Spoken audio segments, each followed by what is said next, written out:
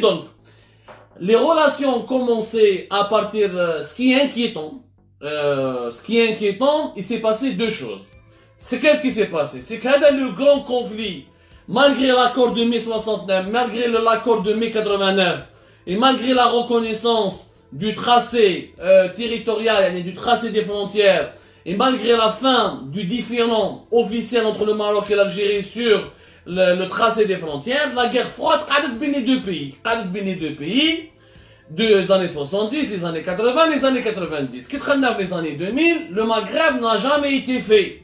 Le Maghreb, qui était censé devenir un bloc régional, unissant les peuples, unissant les pays qui le composent, de la Libye jusqu'à la Mauritanie, aurait pu être le Maghreb aurait pu être un marché commun, il aurait pu être une puissance commune, on aurait pu développer une économie commune, on aurait pu s'unir chacun, les Tunisiens avec leurs qualités, les Algériens avec leurs qualités, les Marocains avec leurs qualités, les Mauritaniens avec leurs qualités, les Libyens avec leurs qualités, on aurait fait un bloc régional important, dans une zone géographique très importante, la porte de l'Afrique, la porte de l'Europe, au cœur de la Méditerranée, on aurait fait une région qui aurait pu être prospère et pacifique. Malheureusement, on ne l'a pas fait. Du coup, c'était quoi la conséquence? La conséquence, c'est qu'on a laissé des puissances étrangères s'infiltrer totalement vers le Maghreb. Ça a commencé par la crise libyenne.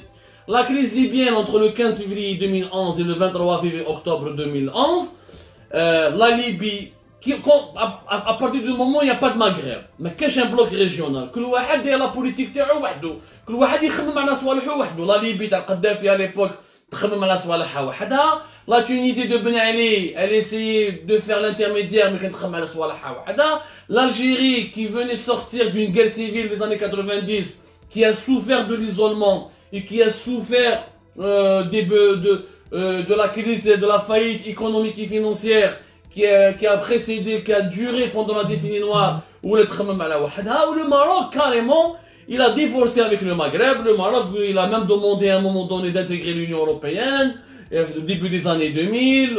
Il a pensé à intégrer récemment, les 3-4 dernières années, il veut intégrer la communauté africaine des pays de l'Afrique de l'Ouest. Il a renforcé ses relations avec les pays du Conseil, les monarchies des pays du Golfe. Le Maroc, il a complètement oublié le Maghreb. Le Maghreb, tout le monde l'a oublié. Tout le monde l'a oublié. Même la Mauritanie a regretté. Même les Mauritaniens, la communauté des pays de l'Afrique de l'Ouest, la fameuse CEDEAO, les Khalj de la Mauritanie pour rejoindre le Maghreb, parce que le Maghreb ne s'est jamais fait. À partir du moment où le Maghreb ne s'est jamais fait, il y a eu les puissances étrangères. Les puissances étrangères, ils se sont installés dans la région. Peut-être la Libye. La Libye d'Al-Qaddafi. Qaddafi, il a cru pouvoir acheter la France, il a cru pouvoir acheter Sarkozy pour se réconcilier avec l'Occident et se faire accepter par la communauté internationale. Il a échoué, puisqu'en février, à partir de février 2011 jusqu'à octobre 2011, la France et Sarkozy ont soutenu la rébellion, la révolution libyenne qui est devenue ensuite une rébellion, où ça la guerre. Voilà, la Libye, après la chute de Kadhafi, c'est devenu la porte ouverte.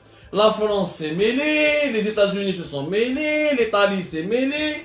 Même la division de la société libyenne, les fractions libyennes, parce qu'il n'y a pas de Maghreb. L'Algérie, c'est vrai qu'elle a 900 km ou la plus de frontière avec la Libye. Elle a essayé d'avoir un lobby, elle n'a pas pu parce que les Libyens, beaucoup de Libyens reprochaient à l'Algérie d'avoir été pour le Kadhafi, non pas avec le changement. Donc, il y a le Qatar, les Européens, on a la Turquie. Ça a commencé depuis 2014 avec la deuxième guerre civile qui a duré pratiquement de 2014 jusqu'à 2020, plus de 6 ans. Où il est la Libye, une nouvelle colonie. La Libye, la Syrie, je veux dire, en Syrie qui décide, c'est pas les Syriens, c'est la Russie, l'Iran, la Saoudie ou le Qatar, la Turquie ou les États-Unis. كل واحد مقاسم كل واحد متضارب avec كل واحد il a un camp كل واحد il a une position. La Libye est redevenue la même chose. Elle est devenue plutôt la même chose. Ce n'est pas redevenu parce qu'avant à l'époque de Kadhafi il y avait la dictature, il y avait des problèmes d'immigration, il y avait des problèmes de liberté publique, il n'y avait pas de démocratie, je suis d'accord, mais c'était un pays plus ou moins stable. Les Maghrébins, quand je dis les Maghrébins, les Algériens, les Tunisiens, les Marocains, au lieu de faire front commun et d'essayer d'être les premiers acteurs pour régler le conflit libyen, en 2014 les puissances étrangères. Les Qatariens, les Émiratiens, les Masriens, les Turcs, les Russes, les Européens. La Libye a totalement échappé à tout le contrôle. Aujourd'hui, ce ne sont pas les Libyens qui décident. Aujourd'hui, Haftar, pour prendre une décision, il doit consulter les Émiratis, ou les Égyptiens, ou les Américains, ou les Russes, plutôt les Mshabou, ou les Français, les Mshabou, ou je mets Tripoli, le gouvernement, les Sarraj, ou les conservateurs, donc un peu d'islamistes, etc. Ils doivent consulter Tripoli, ils doivent consulter la Turquie, ou le Qatar. Yani, c'est bon, les Libyens ne décident plus de pour eux-mêmes. Même dans la crise libyenne, le problème, yani, normalement, quand l'Algérie et le Maroc avaient compris la nécessité de mettre un terme aux problèmes régionaux et aux problèmes régionaux, aux tensions régionales, et d'entamer des négociations directes pour en finir une fois pour toutes avec le problème du Sahara occidental, on aurait pu faire un front commun, parce que ce qui s'est passé en Libye, c'était l'alerte, c'était le signe avant-coureur, la région de l'Afrique du Nord, il y a un nouveau plan pour recoloniser cette région. On ne peut pas le nier, parce que c'est les puissances étrangères qui décident. C'est comme dans le Moyen-Orient, où c'est les puissances étrangères qui décident. Vous savez qu'est-ce qu'ils décident les Syriens aujourd'hui? Les Syriens, ils ont perdu leur pays. Les Irakiens, ils ont perdu pratiquement leur pays. C'est les Iraniens et les Américains qui décident. La Libye, on n'a pas tiré la leçon, le Maroc et l'Algérie, c'est mieux se préparer en 67. En échange, le Mossad il a aidé le service marocain à éliminer Mahdi Ben Barka en octobre 1965. Mais, هادو اللي قال حسن دوتي واش صار في 63 عاود عشناه في 2020 محمد السيس شاف روحو ايزولي لو سهرة متسقام له دراهم كبار lobbying, تبني دي nouvelles villes. يعني les Marocains, la question du Sahara occidental cause beaucoup de problèmes au Maroc. C'est des milliards de dollars qui sont injectés là-bas, dans ce dossier-là. Le Maroc développe, on va trouver que le Sahara occidental, il est mieux développé que beaucoup de régions à l'intérieur du Maroc. Il y a des privilèges qui sont donnés aux Sahraouis qui ne sont pas donnés aux Marocains. Plus le lobbying politique, ou les dépenses militaires, ou الحيط اللي بناوه مشكلة لقى روحو بلي ما فراهاش. Le Maroc voudrait régler le problème. Ça ne l'intéresse pas de vivre éternellement en guerre et tout le temps avec des tensions, etc. Il a vu qu'il n'y a jamais eu de dialogue avec l'Algérie, vu que l'Algérie n'a jamais changé de position, vu que l'Algérie a toujours été radicale avec le Maroc, il n'y a pas eu de dialogue Sahara occidental indépendant, on a laissé le champ libre aux Israéliens. Les Israéliens se sont engouffrés dans le problème algéro-marocain. Les Marocains ont dit oui aux Israéliens. Maintenant, il y a un axe Tel Aviv, Rabat, Washington. Sans compter les axes de la Libye, Doha, Istanbul, Tripoli, Willa Benghazi, Caire, Abu Dhabi. On est totalement isolés. L'Algérie d'aujourd'hui, elle est complètement isolée.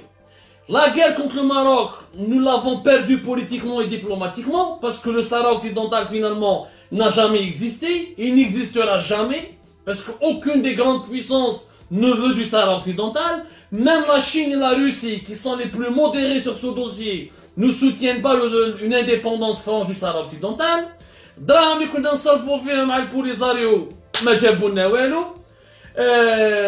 متضاربين مع nos voisins marocains pendant des décennies. وش ربحنا à la fin? Les Marocains ils se sont maintenant, ils sont dans le ventre ils sont dans les bras des Israéliens. Les Israéliens quand ils rentrent dans une région, حكيت لكم روحوا شوفوا كي دخلت l'Afrique centrale, l'Israël, ce que l'Afrique centrale elle est devenue, Israël s'est mêlé des affaires du Soudan, comment le Soudan a été divisé, etc., etc. Donc les Israéliens ont proposé des technologies d'armement, des technologies d'espionnage, des technologies de cybersurveillance, des technologies militaires très avancées. Israël c'est pas n'importe quoi. Mais chez Israël c'est pas Ordon ou la Chypre ou là c'est un pays puissant et une puissance militaire et technologique un peu importante et impressionnante. Du coup les Marocains maintenant, ceux qui sont, en tout cas l'aile la plus anti-algérienne, elle se sent en force, elle se dit, classe, nous avons le soutien américain, nous avons le soutien israélien. Donc l'Algérie, on n'a pas peur d'eux. On peut même aller en guerre au cas où. Ça se dit au Maroc. J'ai des amis marocains à qui je parle, à qui je m'adresse, on échange des informations et tout, ils le disent. Il y a un courant conservateur depuis la normalisation avec Israël qui monte en puissance et qui dit voilà l'Algérie, on l'emmerde, maintenant avant c'était une guerre médiatique, maintenant on peut passer à autre chose. L'Algérie par conséquent, janvier, entre le 6 et le 7 janvier, si vous vous rappelez bien, un sous-secrétaire d'État américain, le sous-secrétaire d'américain David Schenker, c'est le sous-secrétaire d'État adjoint responsable de tout ce qui est les affaires du Moyen-Orient d'Afrique du Nord. David Schenker a Alger. Alger le 6 et le 7, Alger d'abord, قبل ما يروح le Maroc, pour une chose simple, واش قال les Algériens قال لهم شوفوا احنا ما عندناش بروبليم معاكم. إسرائيل ما تخافوش منها, احنا on vous garantit qu'elle va jamais vous agresser l'Algérie. Mais le Polisario c'est fini. نحوها نبالكم, le Polisario n'a aucune solution, ما نستعرفوش به. وخلاص يعني il a essayé de convaincre les Algériens باللي les Israéliens ne donneront pas des armes ou n'appuieront pas, ne vont pas appuyer une offensive militaire marocaine contre l'Algérie.